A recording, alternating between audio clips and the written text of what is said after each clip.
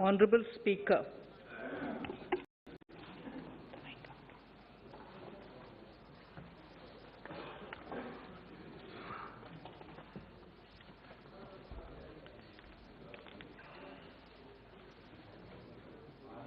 Honorable Speaker, sir, I present the budget for the year 2022-23. At the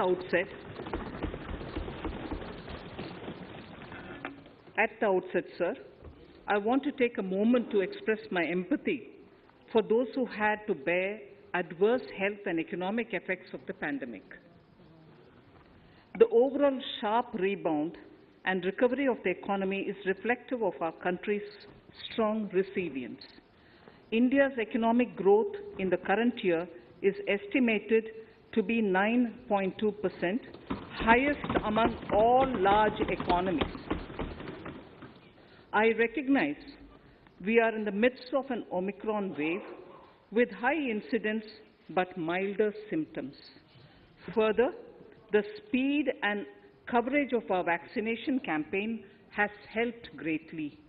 With an accelerated improvement of health infrastructure in the past 2 years, we are in a strong position to withstand challenges. I am confident that with Sabka Prayas, we will continue our journey with strong growth. Honorable Speaker, we are marking Azadi Ka Amrit Mahotsav and have entered into Amrit Kal, the 25-year-long lead up to India at 100. Honorable Prime Minister, in his Independence Day address, had set out the vision for India at 100.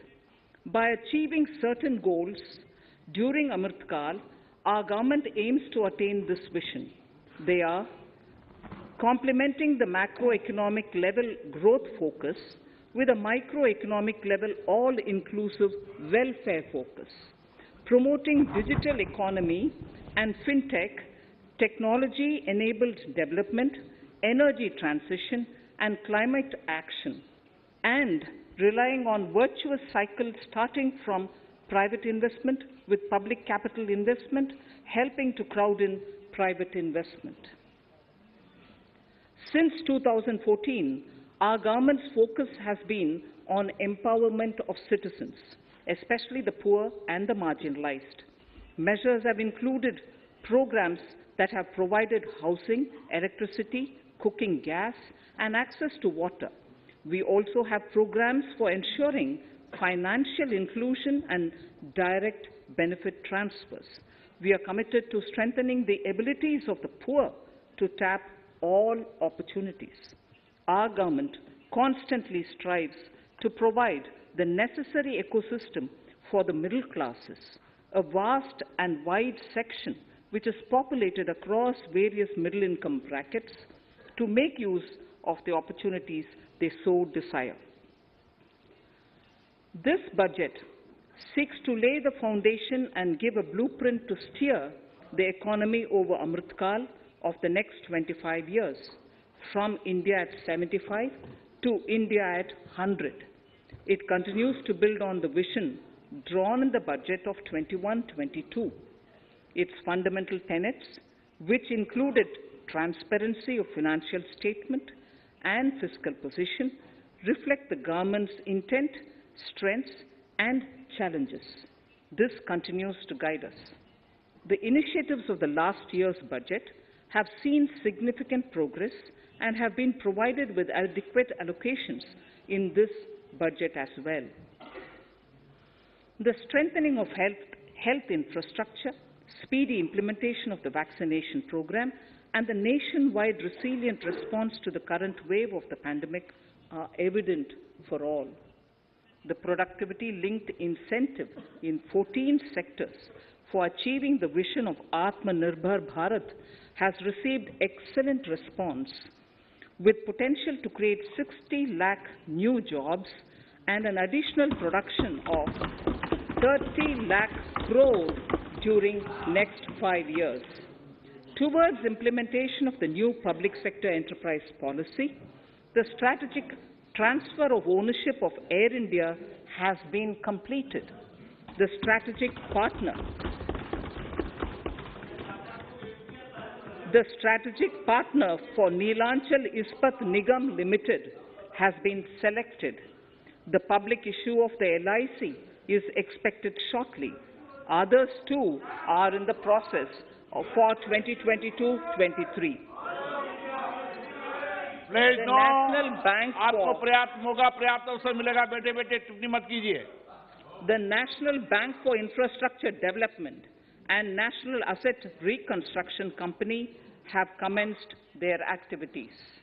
Honorable Speaker, sir, Budget 2021-22 had provided a sharp increase in provision for public investment or capital expenditure. Throughout the year, with the Honorable Prime Minister guiding the implementation, our economic recovery is continuing to benefit from the multiplier effect.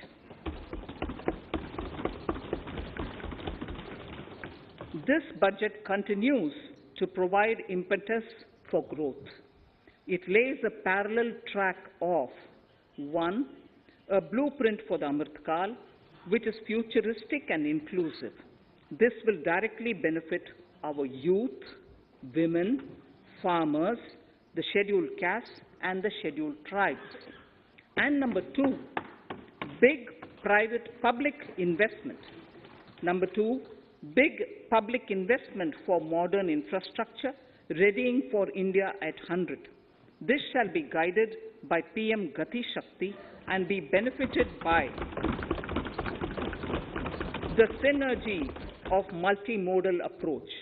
Moving forward on this parallel track, we lay the following 4 priorities: PM Gati Shakti, inclusive development, productivity enhancement and investment, sunrise opportunities, energy transition, and climate action, and 4, financing of investments.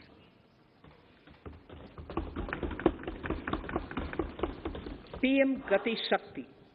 PM Gati Shakti is a transformative approach for economic growth and sustainable development. The approach is driven by 7 engines, namely roads, railways, airports, ports, mass transport, waterways, and logistics infrastructure. All 7 engines will pull forward the economy in unison. These engines are supported by the complementary roles of energy transmission, IT communication, bulk water and sewerage, and social infrastructure. Finally, the approach is powered by clean energy and Sabka Prayas. The efforts of the central government, the state governments, and the private sector together, leading to a huge job and entrepreneurial opportunities for all, especially the youth. PM Gati Shakti Master Plan, National Master Plan, the scope of PM Gati Shakti National Master Plan will encompass the 7 engines for economic transformation, seamless multimodal connectivity, and logistics efficiency. It will also include the infrastructure development by the state governments as per Gati Shakti Master Plan. The focus will be on planning, financing, including through innovative ways, use of technology, and speedier implementation. The projects pertaining to these 7 engines in the national infrastructure pipeline will be aligned with PM Gati Shakti framework. The touchstone of the master plan will be world-class modern infrastructure and logistics synergy among different modes of movement, both of people and goods, and location of projects. This will help raise the productivity and accelerate economic growth and development. Road transport.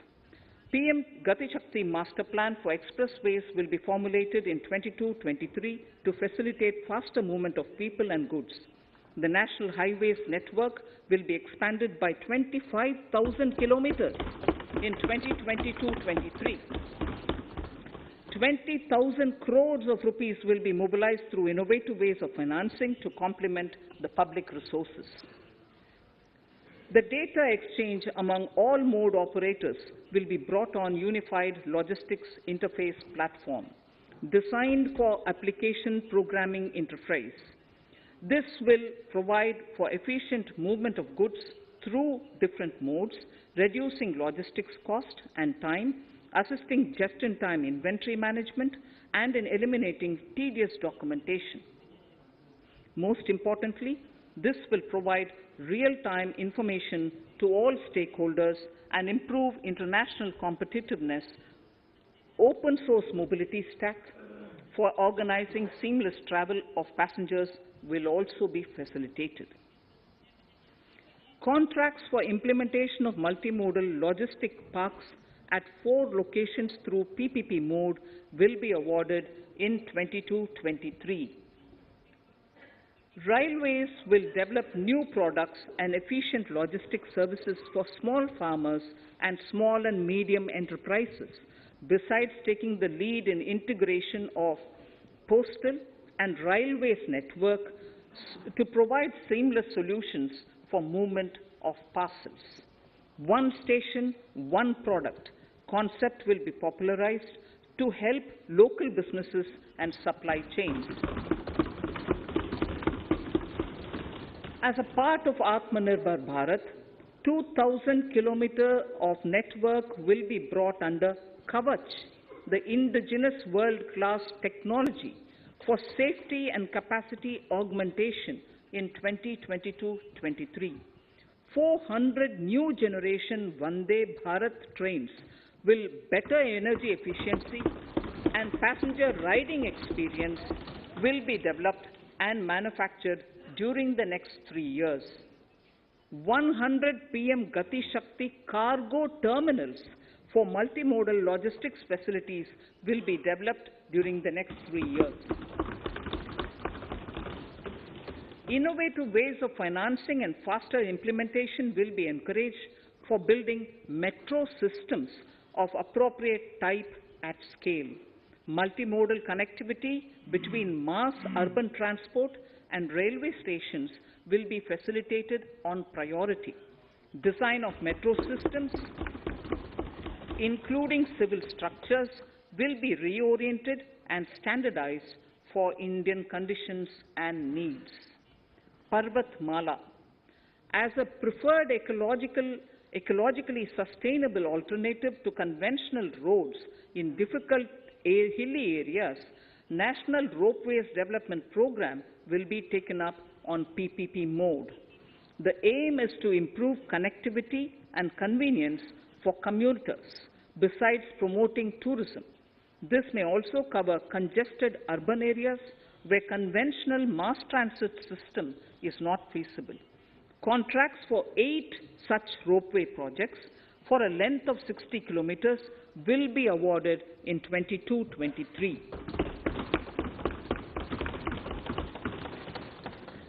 With technical support from the Capacity Building Commission, central ministries, state governments, and their infra agencies will have their skills upgraded.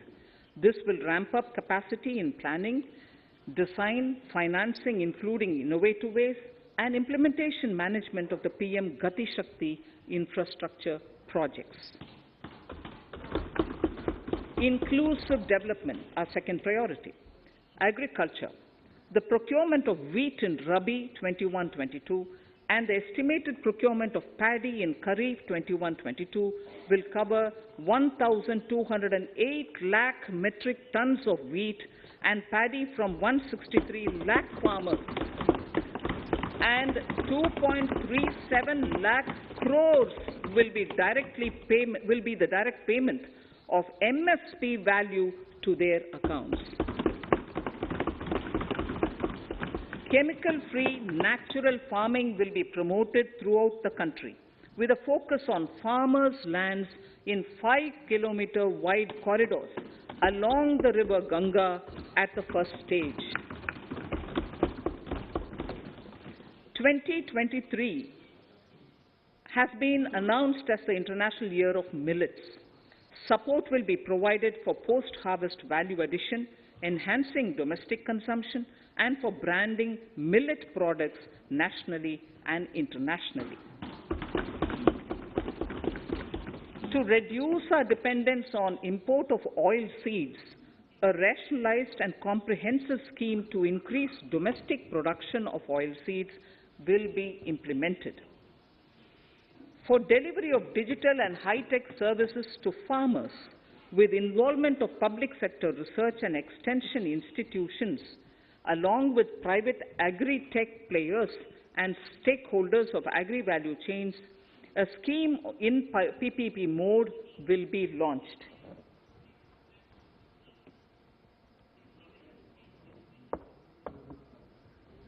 Use of Kisan drones will be promoted for crop assessment, digitization of land records, spraying of insecticides and nutrients.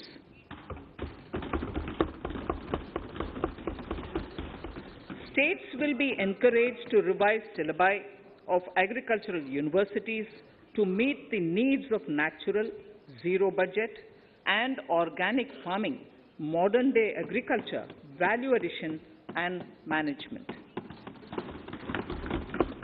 A fund with blended capital raised under the co-investment model will be facilitated through the NABARD. This is to finance startups for agriculture and rural enterprise relevant for farm produce value chain. The activities of these startups will include inter alia, support for FPOs, machinery for farmers on rental basis at farm level, and technology including IT-based support. The implementation of the Ken-Betwa link project at an estimated cost of 44,605 crores will be taken up. This is aimed at providing irrigation benefits to 9.0 lakh hectare of farmers' lands, drinking water supply to 62 lakh people, 103 megawatt of hydro, 27 megawatt of solar power, allocations of 4,300 crores of rupees in the RE 21-22 and 1,400 crores of rupees in 22-23 have been made for this project. Honorable Speaker, sir, draft DPRs for 5 river links, namely Daman-Ganga Pinjal, Par-Tapi Narmada, Godavari Krishna, Krishna Pennar, and Pennar Kaveri have been finalized. Once a consensus is reached among the beneficiary states, the Centre will provide support for their implementation. For farmers to adopt suitable varieties of fruits and vegetables and to use appropriate production and harvesting techniques, our government will provide a comprehensive package with participation of state governments. MSMEs, Udyam, eShram, NCS, and ASEEM portals will be interlinked. Their scope will be widened. They will now perform as portals with live organic databases, providing G2C, B2C, and B2B services. These services will relate to credit facilitation, skilling, and recruitment with an aim to further formalize the economy and enhance entrepreneurial opportunities for all. Emergency Credit Line Guarantee Scheme has provided the much-needed additional credit to more than 130 lakh MSMEs. This has helped them mitigate the adverse impact of the pandemic. The hospitality and related services, especially those by micro and small enterprises, are yet to regain their pre-pandemic level of business. Considering these aspects, the ECLGS will be extended up to March 2023, and its guarantee cover will be expanded by 50,000 crores of rupees to total cover of 5 lakh crores.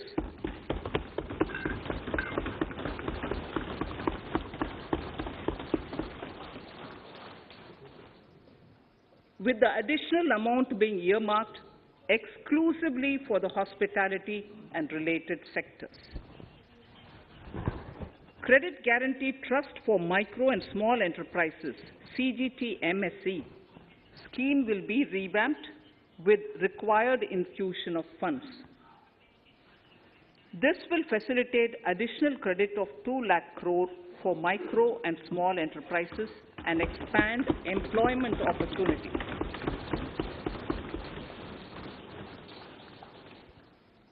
Raising and Accelerating MSME Performance, RAMP, program will outlay of 6,000 crore over 5 years will be rolled out. This will help MSME sector become more resilient, competitive and efficient.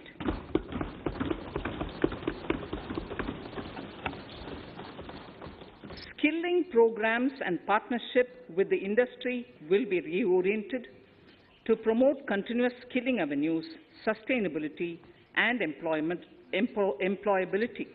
The National Skill Qualification Framework will be aligned with dynamic industry needs. Digital ecosystem for skilling and livelihood, the Desh Stack e-portal, will be launched. This aims to empower citizens to skill, reskill, or upskill through online training. It will also provide API-based trusted skill credentials, payment and discovery layers to find relevant jobs and entrepreneurial opportunities. Startups will be promoted to facilitate Drone Shakti through varied applications and for drone as a service.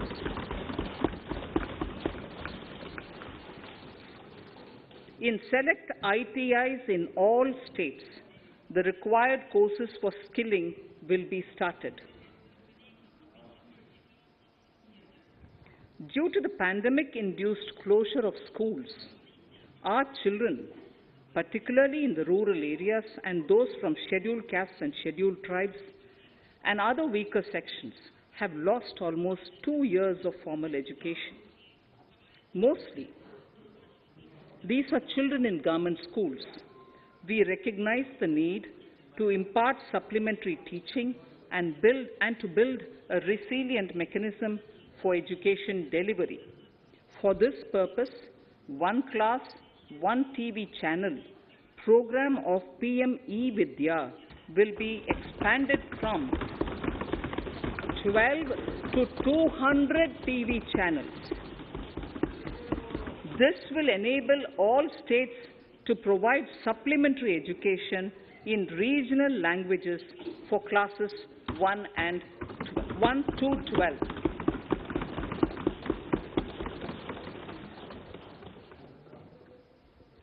High-quality e-content in all spoken languages will be developed for delivery via internet, mobile phones, TV, and through radio and through digital teachers. A competitive mechanism for development of quality e-content by the teachers will be set up to empower and equip them with digital tools of teaching and facilitate better learning outcomes. A digital university will be established to provide access to students across the country for world-class quality universal education with personalized learning experience at their doorsteps. This will be made available in different Indian languages and ICT formats. The university will be built on a networked hub and spoke model, with the hub building cutting-edge ICT expertise. The best public universities and institutions in the country will collaborate as a network of hub and spoke. An open platform for the national digital health ecosystem will be rolled out. It will consist of digital registries of health providers and health facilities, unique health identity, consent framework, and universal access to health facilities. The pandemic has accentuated mental health problems in people of all ages. To better the access to quality mental health counseling and care services, a national Tele mental health program will be launched. This will include a network of 23 mental health centers of excellence, with NIMHANS being the nodal center, and International Institute of Information Technology, Bangalore, IIIT Bangalore, providing technology support.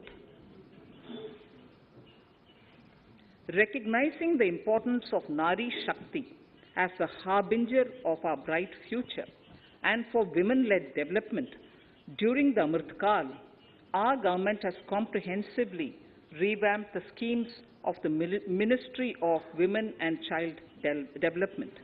Accordingly, 3 schemes, namely Mission Shakti, Mission Vatsalya, Saksham Anganwadi and Poshan 2.0 were launched recently to provide integrated benefits to women and children. Saksham Anganwadis are a new generation Anganwadis that have better infrastructure and audio-visual aids,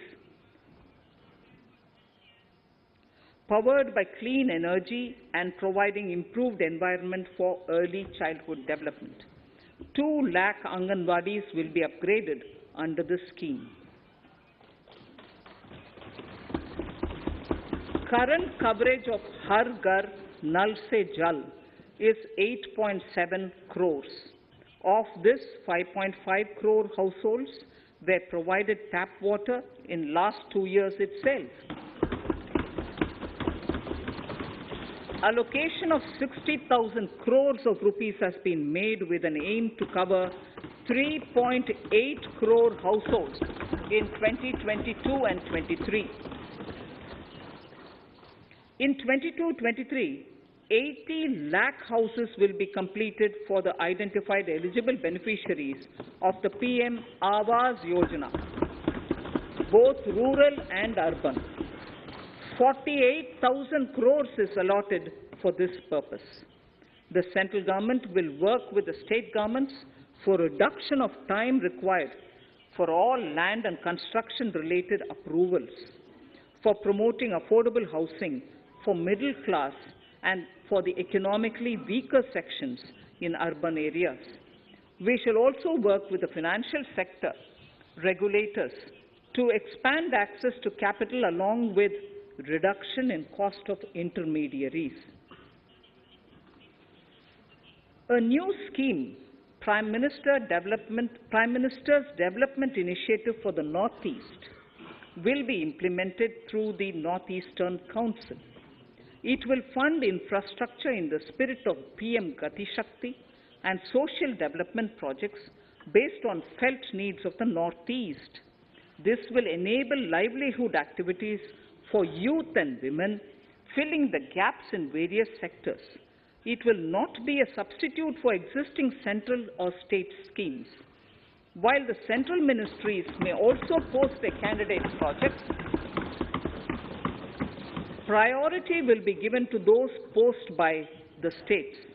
An initial allocation of 1,500 crores of rupees will be made, and the initial list of projects is given in Annexure 1 of my speech.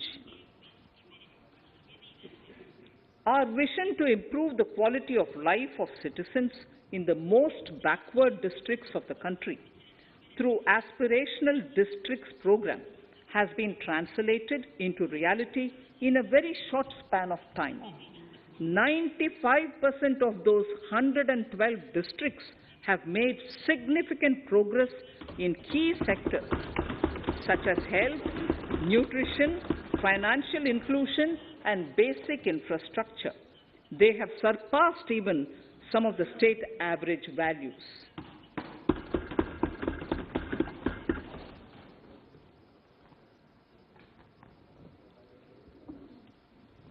However, in those districts, some blocks continue to lag. In 22-23, the program will focus on such blocks in those districts. Border villages with sparse population, limited connectivity, and infrastructure often get left out from the development gains. Such villages on the northern border will be covered under a new Vibrant Villages program. The activities will include construction of village infrastructure, housing, tourist centers, road connectivity, provisioning of decentralized renewable energy, direct-to-home access for Doordarshan and educational channels, and support for their livelihood generation. Additional funding for these activities will be provided. Existing schemes will be converged. We will define their outcomes and monitor them on a constant basis. In 2022, 100% of 1.5 lakh post offices will come on the core banking system, enabling financial inclusion and access to accounts through net banking, mobile banking, ATMs, and also provide online transfer of funds between post office accounts and bank accounts. This will be helpful, especially for farmers and senior citizens in rural areas, enabling interoperability and financial inclusion. Honorable Speaker, sir, in recent years, digital banking, digital payments, and fintech innovations have grown at a rapid pace in the country. Government is continuously encouraging these sectors to ensure that the benefits of digital banking reach every nook and corner of the country in a consumer-friendly manner.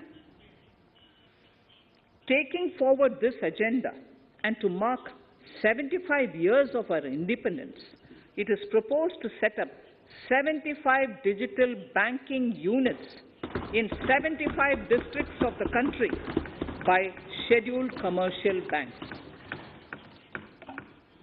The financial support for digital payment ecosystem announced in the previous budget will continue in 22-23 as well.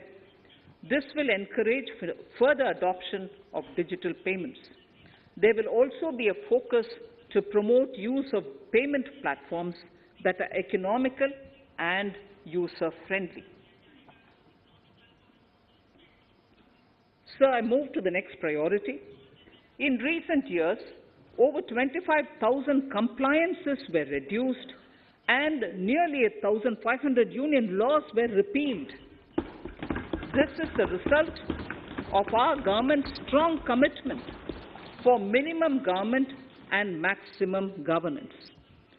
1,486 union laws were repealed.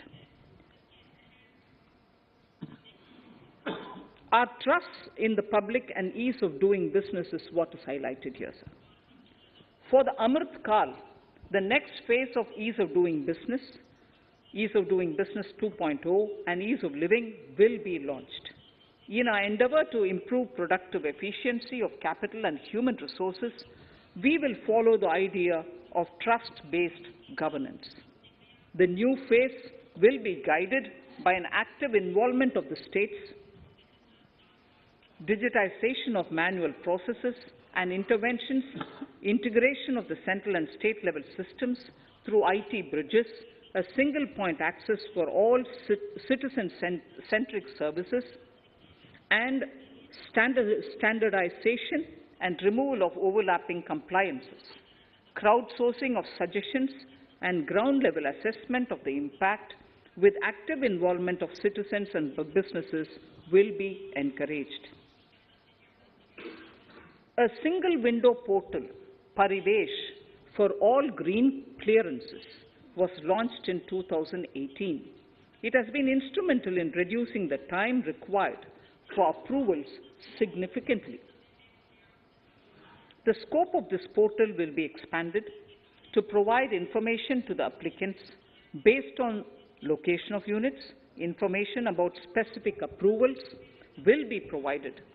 It will enable application for all 4 approvals through a single form and tracking of the process through Centralized Processing Center Green, CPC Green.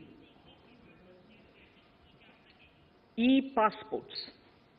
the issuance of e-passports using embedded chip and futuristic technology will be rolled out in 22-23 to enhance the convenience for the citizens in their overseas travel. By the time of India at 100, nearly half our population is likely to be living in urban areas. To prepare for this, orderly urban development is of critical importance. This will help realize the country's economic potential, including livelihood opportunities for the demographic dividend. For this, on the one hand, we need to nurture the megacities and their hinterlands to become current centers of economic growth. On the other, we need to facilitate Tier 2 and Tier 3 cities to take on the mantle in the future. This would require us to reimagine our cities into centers of sustainable living with opportunities for all, including women and our youth. For this to happen, urban planning cannot continue with a business-as-usual approach. We plan to steer a paradigm change. A high-level committee of reputed urban planners, urban economists, and institutions will be formed to make recommendations on urban sector policies, capacity building, planning, implementation, and governance. For urban capacity building, support will be provided to the states. Modernization of building bylaws, town planning schemes, transit-oriented development will be implemented. This will facilitate reforms for people to live and work closer to the mass transit systems. The central government's financial support for mass transit projects and Amrit scheme will be leveraged for formulation of action plans and their implementation for facilitating the TOD and TPS by the states. For developing India-specific knowledge in urban planning and design, and to deliver certified training in these areas, up to 5 existing academic institutions in different regions will be designated as centers of excellence. These centers will be provided endowment fund of 250 crore each. In addition, the AICTE will take the lead to improve syllabi, quality and access of urban planning courses in other institutions. We will promote a shift to use of public transport in urban areas. This will be complemented by clean tech and governance solutions, special mobility zones with zero fossil fuel policy and EV vehicles. Battery swapping policy. Considering the constraint of space in urban areas, for setting up charging stations at scale, a battery swapping policy will be brought out and interoperability standards will be formulated.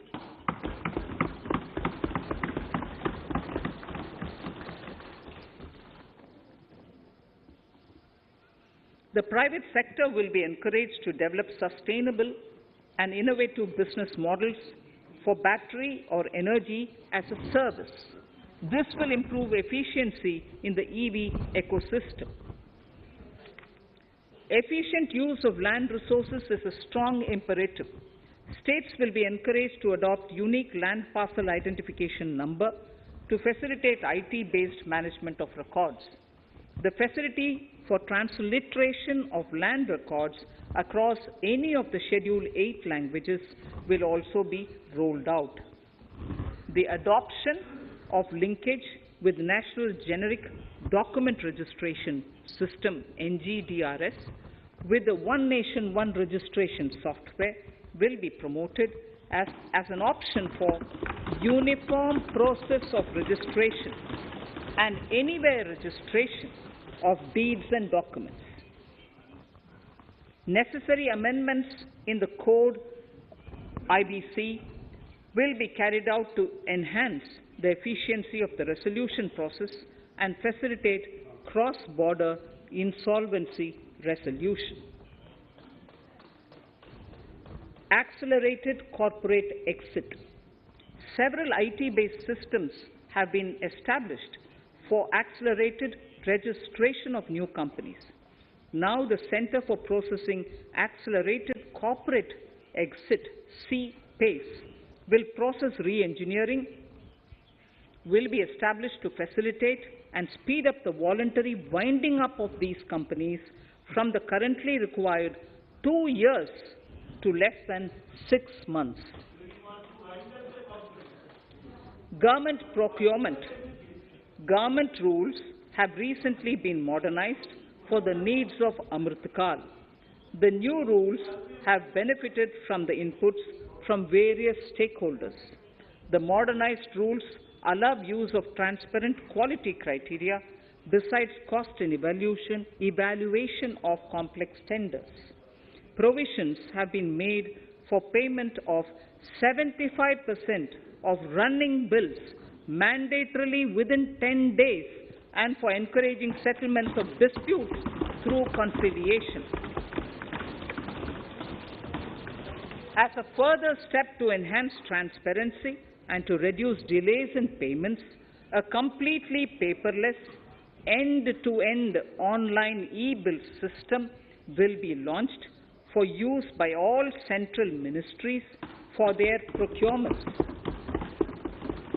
The system will enable the suppliers and contractors to submit online their digitally signed bills and claims and track their status from anywhere. To reduce indirect cost for suppliers and work contractors, the use of surety bonds as a substitute for bank guarantee will be made acceptable in government procurements. Business such as gold imports may also find this useful. IRDAI, insurance regulator, has given the framework for issue of surety bonds by insurance companies. AVGC Promotion Task Force.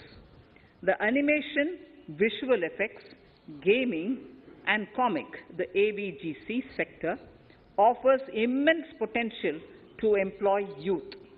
An AVGC Promotion Task Force with all stakeholders will be set up to recommend ways to realize this and build domestic capacity for serving our markets and the global demand.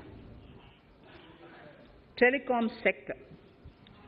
Telecommunications in general and 5G technology in particular can enable growth and offer job opportunities.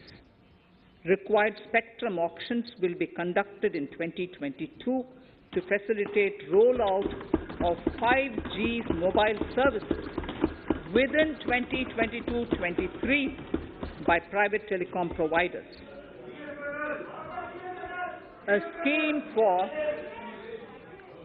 scheme for design-led manufacturing will be launched to build a strong ecosystem for 5G as part of the production-linked incentive scheme. To enable affordable broadband and mobile service proliferation in rural and remote areas, 5% of annual collections under the Universal Service Obligation Fund will be allocated. This will provide and this will promote R&D and commercialization of technologies and solutions. Our vision is that all villages and their residents should have the same access to e-services, communication facilities, and digital resources as urban areas and their residents.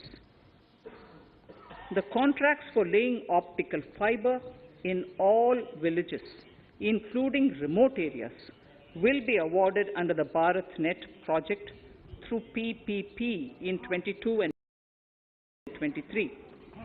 Completion is expected in 2025.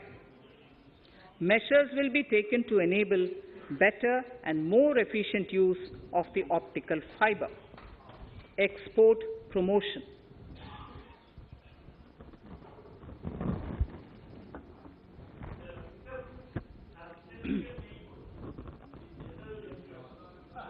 The Special Economic Zones Act will be replaced with a new legislation that will enable the states to become partners in development of enterprise and service hubs.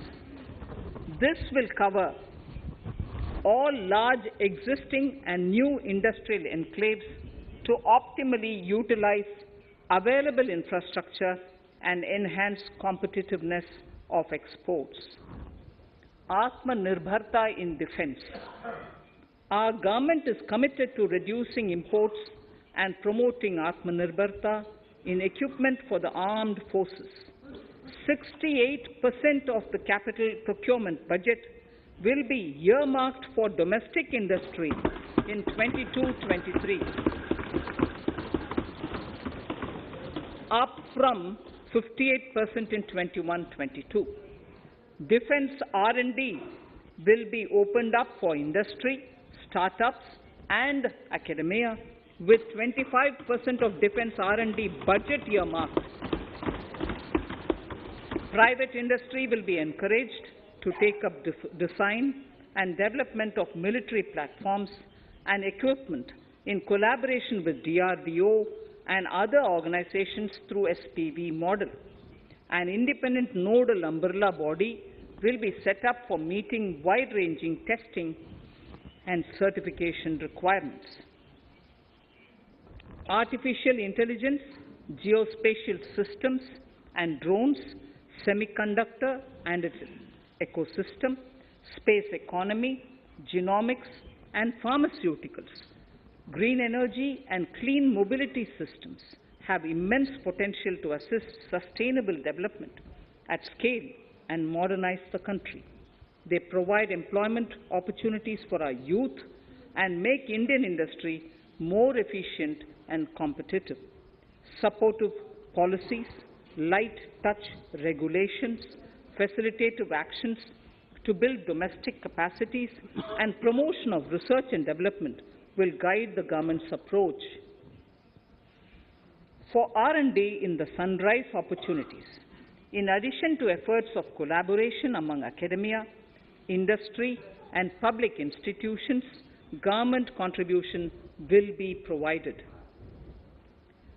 Energy transition and climate change. The risks of climate change are the strongest negative externalities that affect India and other countries. As Honorable Prime Minister said at the COP26 summit in Glasgow last November, and I quote, "What is needed today is mindful and deliberate utilization instead of mindless, destructive consumption." Unquote. The low-carbon development strategy, as enunciated in the Panchamrit that he announced is an important reflection of our government's strong commitment towards sustainable development. The strategy opens up huge employment opportunities and will take the country on a sustainable development path. This budget proposes several near-term and long-term actions accordingly. Solar power. To facilitate domestic manufacturing for the ambitious goal of 280 gigawatts of installed solar capacity by 2030, an additional allocation of 19,500 crores for PLI, production linked incentive, for manufacturing of C modules with priority to fully integrate manufacturing units. Honorable activity enhancement, as well as creating large opportunities for new businesses and jobs. The action plans for 10 sectors, such as electronic waste, end-of-life vehicles, used oil waste, toxic and hazardous industrial waste, are already ready. The focus will now be on addressing important cross-cutting issues of infrastructure, reverse logistics, technology upgradation, and integration with informal sector. This will be supported by active public policies covering regulations, extended producers' responsibilities, framework, and innovation facilities. 5 to 7% biomass pellets will be co-fired in thermal power plants, resulting in carbon dioxide savings of 38 MMT annually. This will also provide extra income to farmers and job opportunities to locals and help avoid stubble burning in agricultural fields. Saving energy is an important aspect of the energy management. Hence, energy efficiency and savings measures will be promoted. This will be done in large commercial buildings through the energy service company business model. It will facilitate capacity building and awareness for energy audits, performance contracts, and common measurement of and verification protocol. 4 pilot projects for coal gasification and conversion of coal into chemicals required for the industry will be set up to evolve technical and financial viability. The policies and required legislative changes to promote agroforestry and private forestry will be brought in. In addition, financial support will be provided to farmers belonging to scheduled castes and scheduled tribes who want to take up agroforestry. Honourable Speaker, I now move to the 4th priority, financing of investments.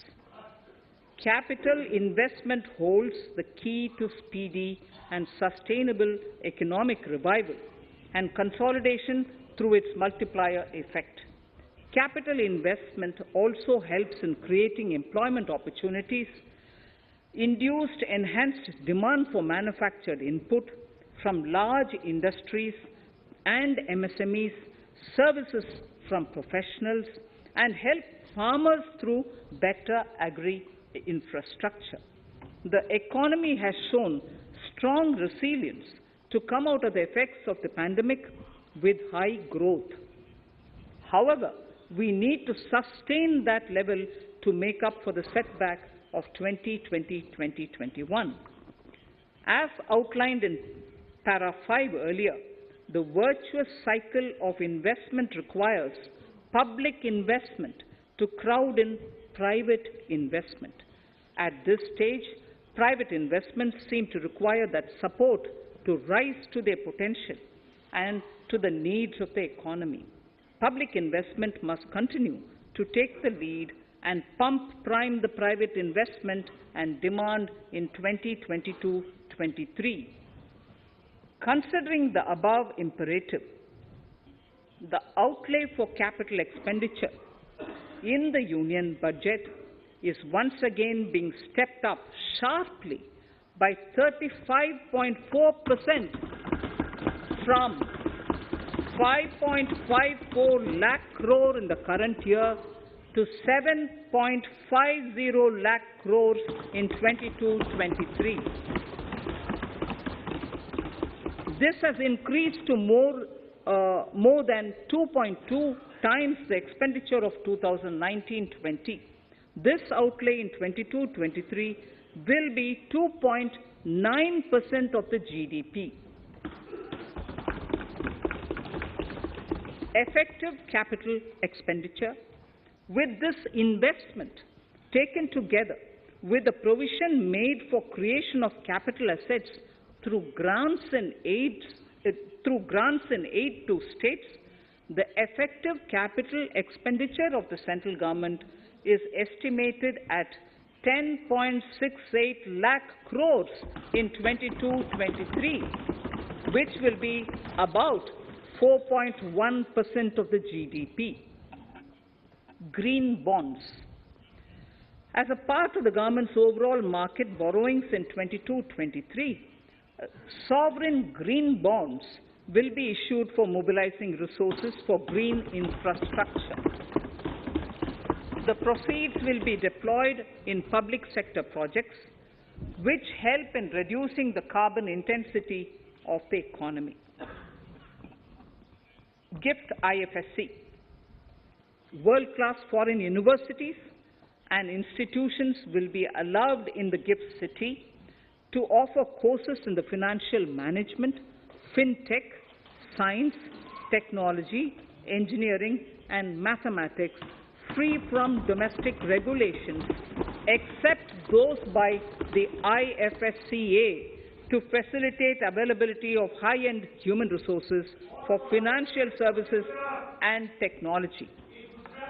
An international arbitration center will be set up in the GIFT City for timely settlement of disputes under international jurisprudence. Services for global capital for sustainable and climate finance in the country will be facilitated in the GIFT City. Infrastructure status. Data centers and energy storage systems, including dense charging infrastructure and grid-scale battery systems, will be included in the harmonized list of infrastructure. This will facilitate credit availability for digital infrastructure and clean energy storage. Venture capital and private equity invested more than 5.5 lakh crores last year, facilitating one of the largest startup growth system.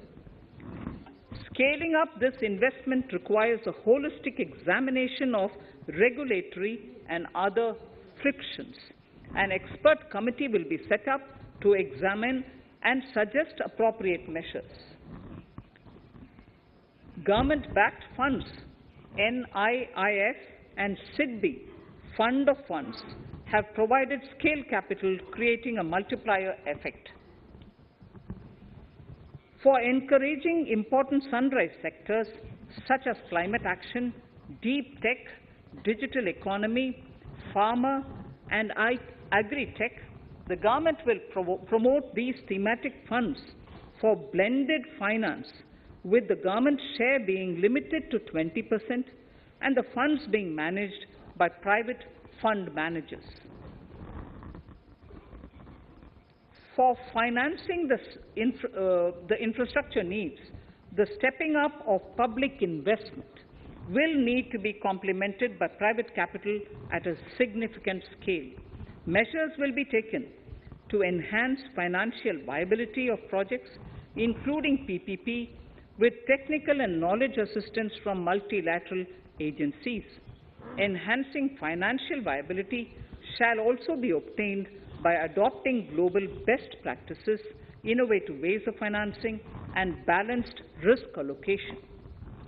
Digital rupee.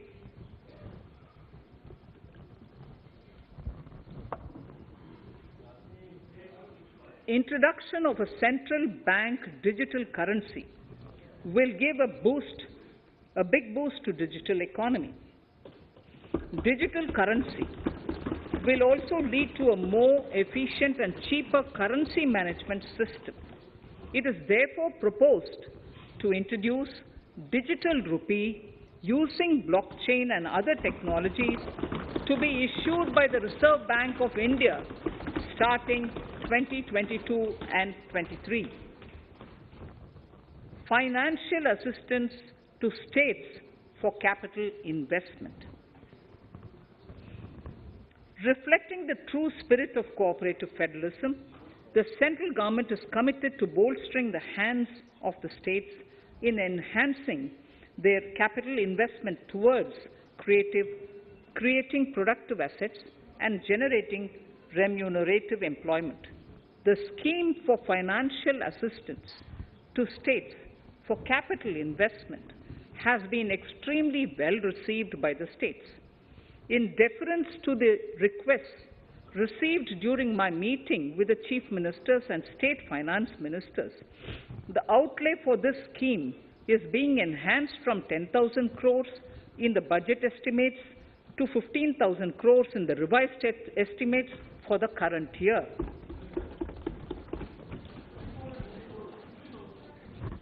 For 22-23,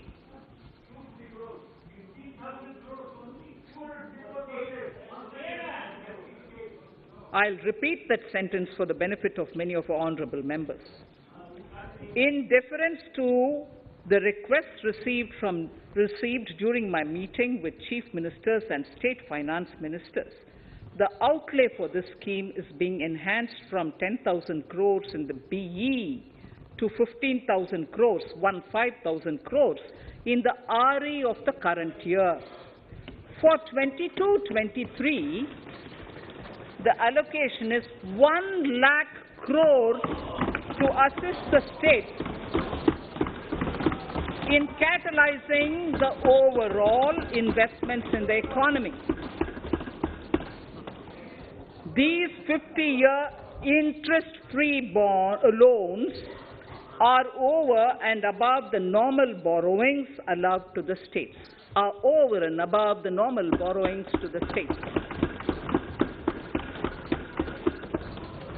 This allocation will be used for PM Gati Shakti related and other productive capital investments of the states.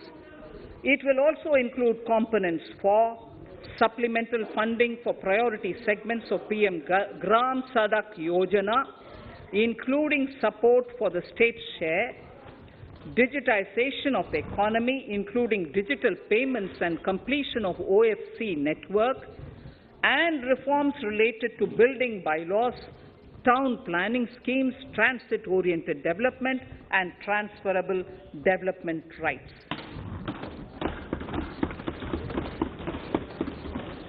In 22-23, in accordance with the recommendations of the 15th Finance Commission, the states will be allowed a fiscal deficit of 4% of the GSDP, of which 0.5% will be tied to power sector reforms, for which the conditions have already been communicated in 21-22.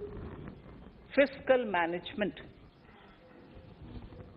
As against a total expenditure of 34.83 lakh crores of rupees projected in the BE 21-22, the revised estimate is 37.70 lakh crores.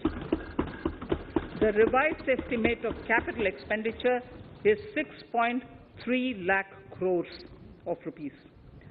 This includes an amount of 51,971 crores towards settlement of outstanding guaranteed liabilities of Air India and its other sundry commitments.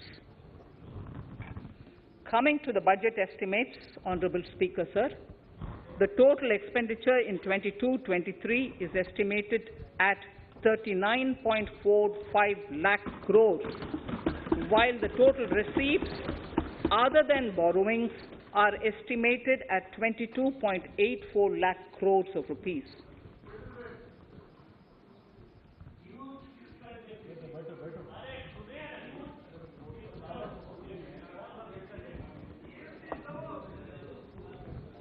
The revised fiscal deficit, Honourable Speaker, in the current year is estimated at 6.9% of the GDP, as against 6.8% projected in the budget estimates.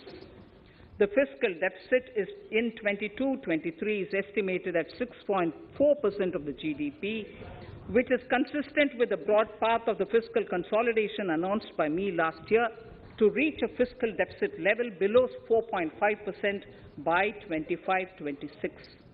While setting the fiscal deficit level in 22-23, I am conscious of the need to nurture growth through public investment to become stronger and sustainable.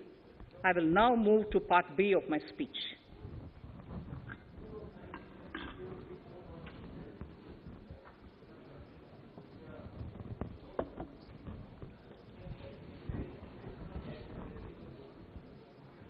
Direct tax. Honourable Speaker, sir, I take this opportunity to thank all the taxpayers of our country who have contributed immensely and strengthened the hands of the government in helping their fellow citizens in this hour of need. So I have brought in a little verse from the Mahabharata. I won't spend more time reading because I would like the speech to get enough time. However, the substance of it is the king must make arrangements for yoga kshema, which is the welfare of the populace, by way of abandoning any laxity and by governing the state in line with Dharma, along with collecting taxes which are in consonance with Dharma. This is Mahabharata Shanti Parva Adhyaya, Shloka 11 from 72. Drawing wisdom from our ancient texts, we continue on the path to progress. The proposals in this budget, while continuing with our declared policy of stable and predictable tax regime, intend to bring more reforms that will take ahead our vision to establish a trustworthy tax regime. This will further simplify the tax system, promote voluntary compliance by taxpayers, and reduce litigation. Introducing new updated return. India is growing at an accelerated pace, and people are undertaking multiple financial transactions. The Income Tax Department has established a robust framework of reporting of taxpayers' transactions. In this context, some taxpayers may realize that they have committed omissions or mistakes in correctly estimating their income for tax payment. To provide an opportunity to correct such errors, I am proposing a new provision permitting taxpayers to file an updated return on payment of additional tax. This updated return can be filed within 2 years from the end of the relevant assessment year.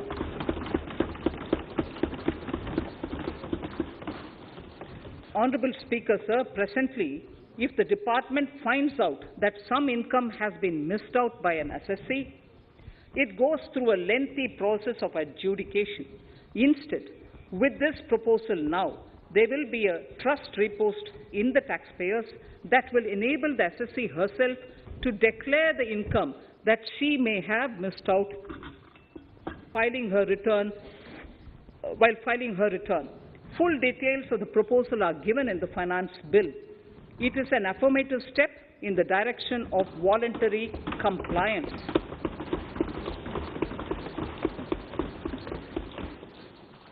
Reduced alternative minimum tax rate and surcharge for cooperatives. Currently, cooperative societies are required to pay alternate minimum tax at the rate of 18 and 1.5%.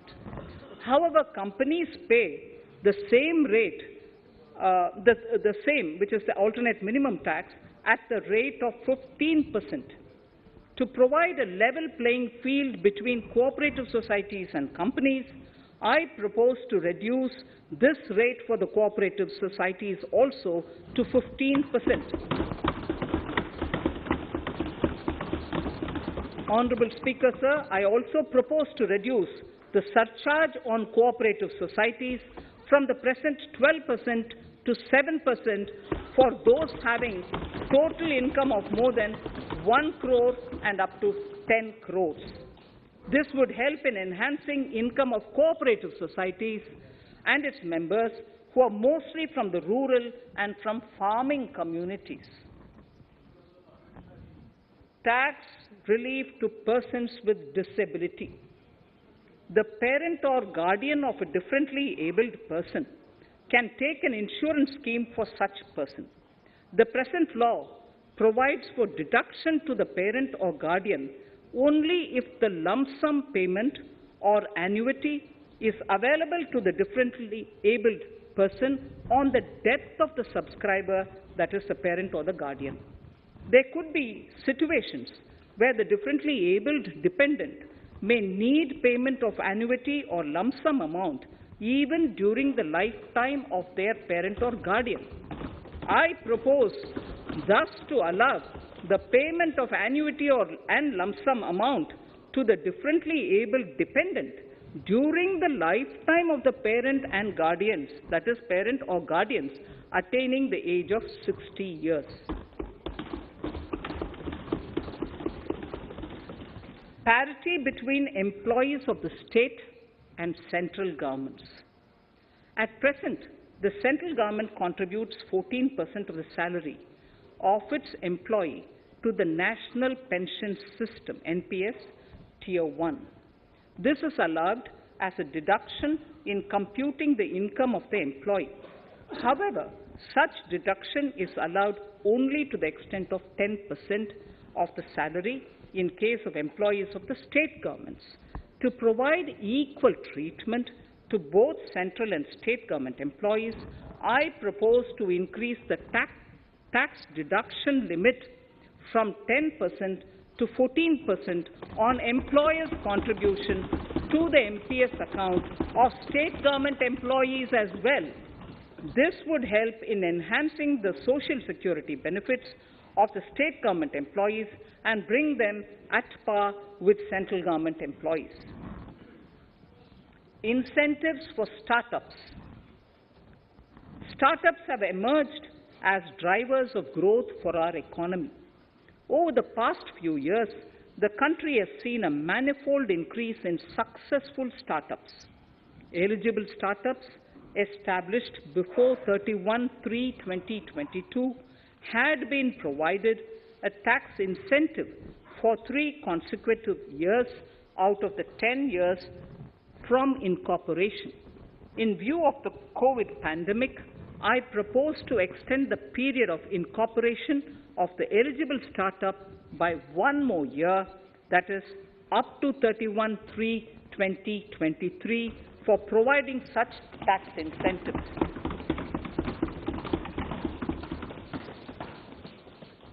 Incentives for newly incorporated manufacturing entities under concessional tax regime.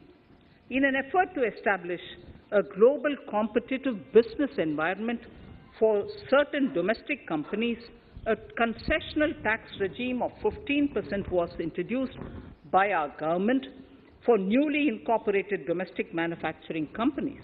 I propose to extend the last date for commencement of manufacturing or production under Section 115B(ab) by 1 more year, that is, from 31st March 2023 to 31st March 2024.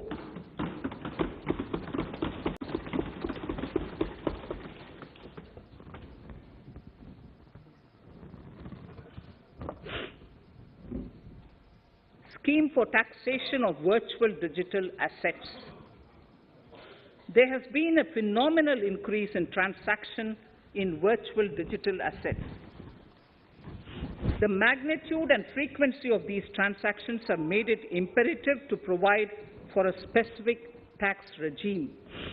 Accordingly, for the taxation of virtual digital assets, I propose to provide that any income from transfer of any virtual digital asset shall be taxed at the rate of 30%, 30%. No deduction in respect of any expenditure or allowance shall be allowed while computing such income except cost of acquisition. Further, loss from transfer of virtual digital asset cannot be set off against any other income. Further, in order to capture the transaction details, I also propose to provide for TDS on payment made in relation to transfer of virtual digital asset at the rate of 1% of such consideration above a monetary threshold. Gift of virtual digital asset is also proposed to be taxed in the hands of the recipient.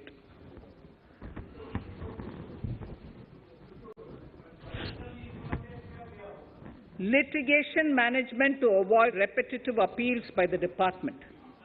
It has been observed that a lot of time and resources are consumed in filing of appeals which involve identical issues. Taking forward our policy of sound litigation management, I propose to provide that if a question of law in the case of an assessee is identical to a question of law which is pending in the appeal before a jurisdictional High Court or Supreme Court, in any case, the filing of further appeal in the case of this assessee by the department shall be deferred till such a question of law is decided by the jurisdictional High Court or the Supreme Court. This will greatly help in reducing the repeated litigation between taxpayer and the department. Taking forward our efforts to further promote the IFSC, I hereby propose to provide that income of a non-resident from offshore derivative instruments or over-the-counter derivatives issued by an offshore banking unit, income from royalty and interest on account of lease of ship, and income received from portfolio management services in IFSC shall be exempt from tax subject to specified conditions. Rationalization of surcharge.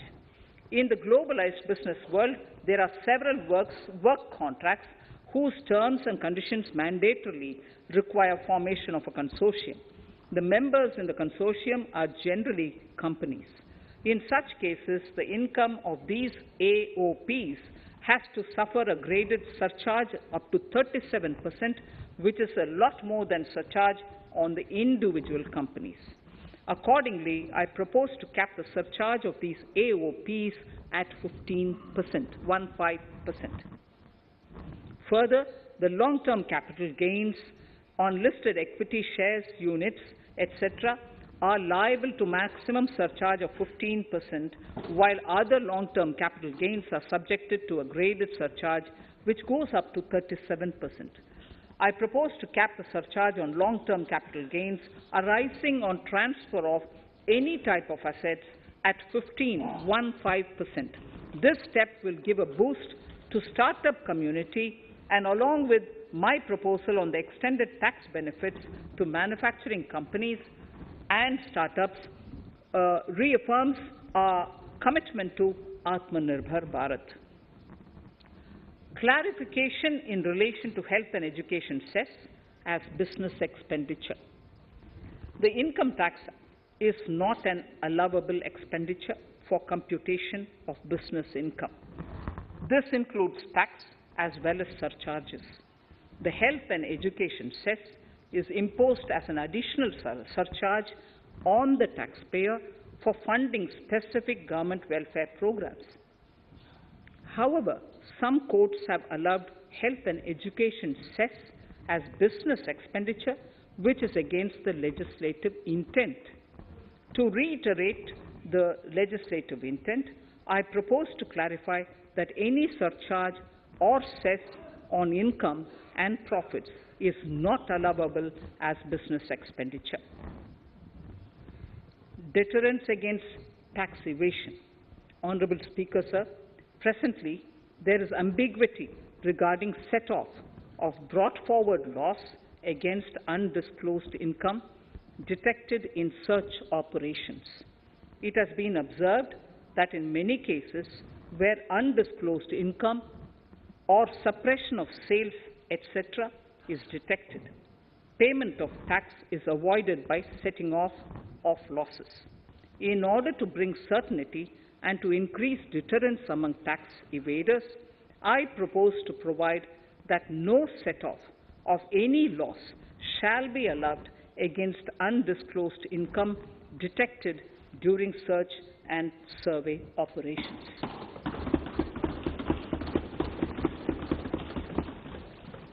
It has been noticed that as a business promotion strategy, there is a tendency on businesses to pass on benefits to their agents. Such benefits are taxable in the hands of the agents.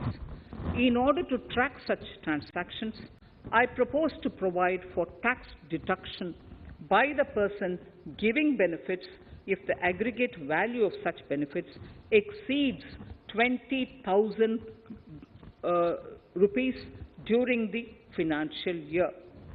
A few other changes are being made, the details of which are there in the finance bill. Indirect taxes. So, remarkable progress in GST. GST has been a landmark reform of independent India, showcasing the spirit of cooperative federalism.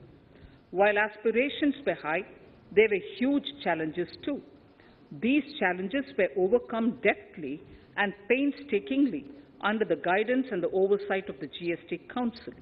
We can now take pride in a fully IT-driven and progressive GST regime that has fulfilled the cherished dream of India as one market, one tax. There are still some challenges remaining, and we aspire to meet them in the coming year. The right balance between facilitation and enforcement has engendered significantly better compliance, and enforcement has engendered better compliance. GST revenues are buoyant despite the pandemic. I would got to know this morning, not part of my speech, but worth putting in here for the knowledge of the Honourable House. I would like to bring to the notice of this House, I would like to bring to the 186 crores, which is the highest since the inception of GST. This has been possible due to rapid economic growth, recovery, post-COVID,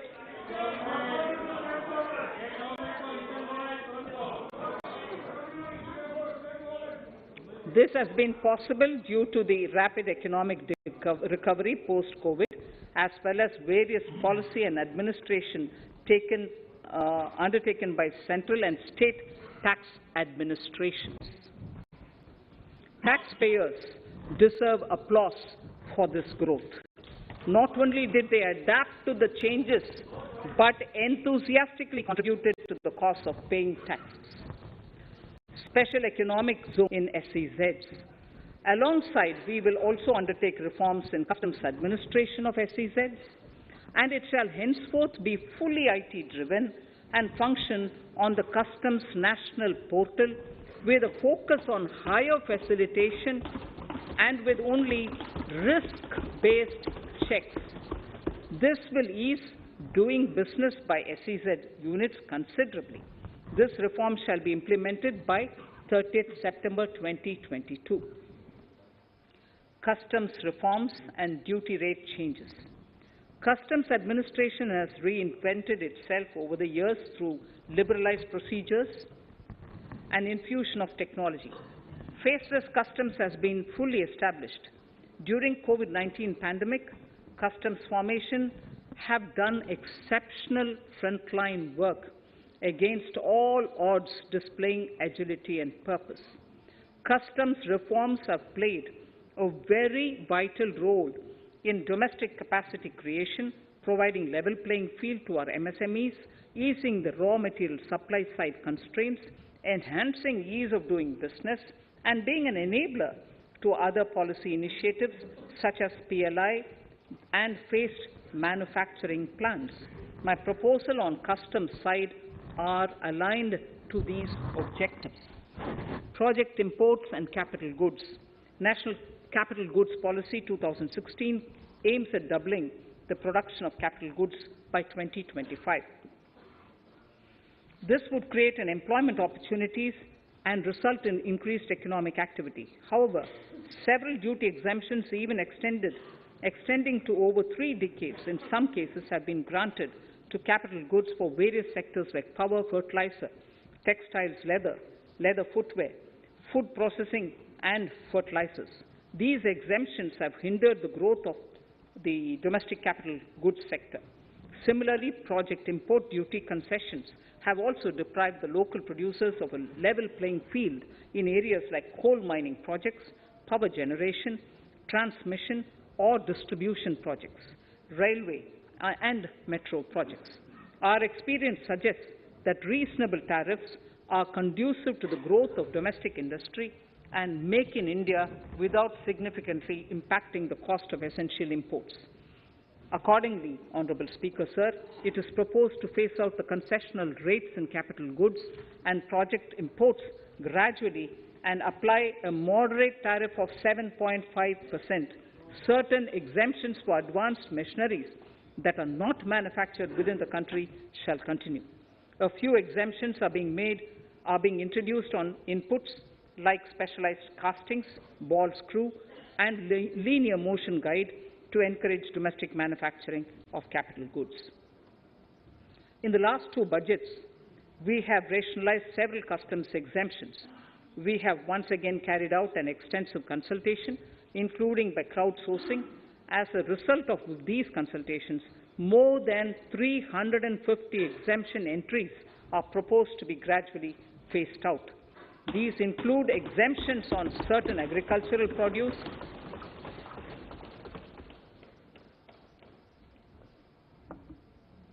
chemicals, fabrics, medical devices and drugs, and medicines for which sufficient domestic capacity exists. Further, as a simplification measure, several concessional rates are being incorporated in the customs tariff schedule itself instead of prescribing them through various notifications. This comprehensive review will simplify the customs rate and tariff structure, particularly for sectors like chemicals, textiles, and metals, and minimize disputes. Removal of exemption on items which are or can be manufactured in India, and providing concessional duties on raw material that go into manufacturing of intermediate products will go many a step forward in achieving our objective of Make in India and Atmanirbhar Bharat. I shall now take up specific sector-specific proposals. Electronics. Electronic manufacturing has been growing rapidly. Customs duty rates are being